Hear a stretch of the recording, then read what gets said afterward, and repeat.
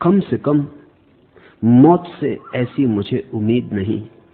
जिंदगी तूने तो धोखे पे दिया है धोखा। जिंदगी सिलसिला है, धोखे पे धोखा। बहुत खोजने पर भी जैसे केले के पेड़ में कोई सार दिखाई नहीं देता, वैसे ही इंद्रिय विषयों में भी कोई सुख दिखाई नहीं देता।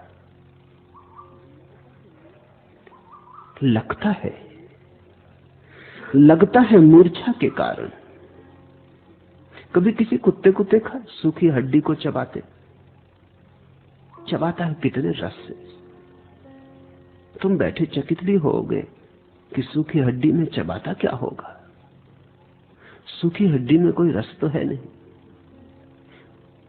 सूखी हड्डी में चबाता क्या होगा।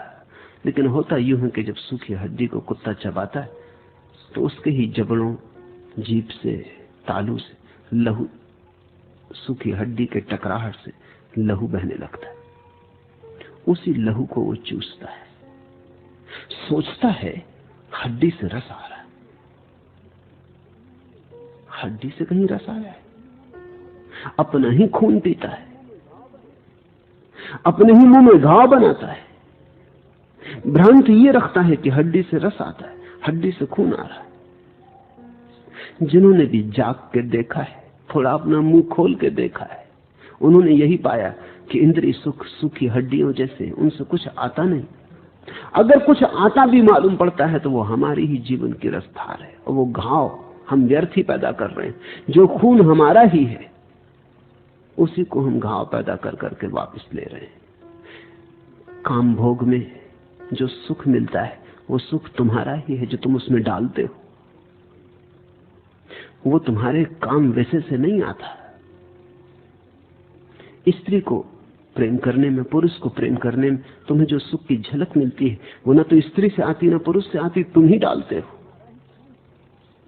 वो तुम्हारा ही खून है जो तुम व्यर्थ उछालते हो। पर भ्रांति होती कि सुख मिल रहा है। कुत्ते को कोई कैसे समझाए, कुत्ता मानेगा भी नहीं। कुत्ते को इतना होश नहीं। लेकिन तुम तो आदमी हो, तुम तो थोड़े होश के मालिक हो सकते हो, तुम तो थोड़े जाग सकते हो। बहुत खोजने पर जैसे केले के पेड़ में कोई सार दिखाई नहीं देता, वैसे ही इंद्रिय विषयों में भी कोई सुख दिखाई नहीं देता। खुजली का रोगी जैसे खुजलाने पर दुख को भी सुख मानता है, वैसे ही मोहत और मनुष्य कामजन्य दुख को सुख मानता है। खुजली हो जाती है, जानते हो खुजलाने से और दुख होगा, लहू बहेगा, घाव हो जाएंगे, खुजली बिगड़ेगी और सुधरेगी ना, सब जानते हुए फिर भी खुजलाते हो।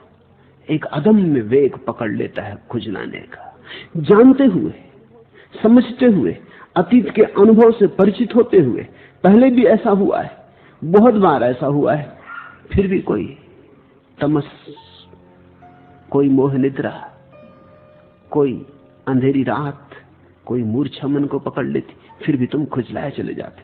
तुमने कभी ख्याल किया लोग जब खुजली को खुजलाते हैं तो बड़ी तेजी से खुजलाते, क्योंकि वो डरते हैं कि उन्हें भी पता है अगर धीरे धीरे खुजलाया तो रुक जाएंगे। बड़े जल्दी खुजला लेते, अपने को ही धोखा दे रहे हैं। मांस निकल आता है, लहू बह जाता है, पीड़ा होती, जलन होती, फिर वही अनुभव। लेकिन दोबारा फिर खुजली होगी तो तुम भरोसा कर सकते हो कि तुम न खुजलाओगे। कितनी बार तुमने क्रोध किया, कितनी बार क्रोध से तुम विषाद से भरे, कितनी बार तुम काम में गए, कितनी बार हताश वापस आए, कितनी बार आकांक्षा की और हर बार आकांक्षा टूटी और बिखरी। कितनी बार स्वप्न संजोए, हाथ क्या लगा, बस राख ही राख हाथ लगी।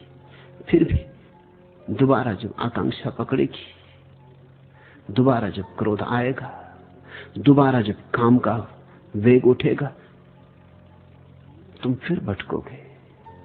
मनुष्य अनुभव से सीखता ही नहीं, जो सीख लेता है वही जाग जाता है। मनुष्य अनुभव से निचोड़ता ही नहीं कुछ।